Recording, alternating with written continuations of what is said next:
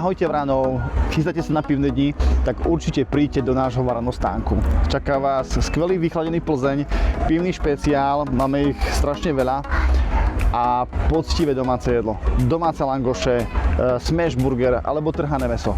Určite príďte, ochutnajte, neodídete ani hladný, ani smedný. Tešíme sa na vás. Ahojte. Leto. K letu patrí zábava, život, ruch, festivály, pivo, priateľské stretnutia. A o tom je pivný festival, ktorý je tu na našom námestí, priamo v centre Vranova nad Topľou. Zvolili sme toto miesto možno aj trošku znúdzecnosť, pretože opravujeme plochu pred kultúrnym domom, ale ukázalo sa, že je to dobrý priestor. Ľudia sa radi stretávajú tu priamo v centre. Už druhý deň to tu žije, ľudia si vychutnávajú perfektnú atmosféru.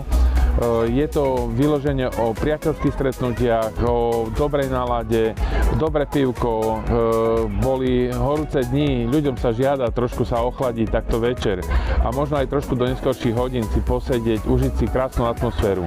Začína víkend, to je najlepší čas na to, aby sa ľudia zabavili, aby si oddychli a ja som rád, že toto naše podujatie je takto pozitívne hodnotené od ľudí, že si to ľudia užívajú.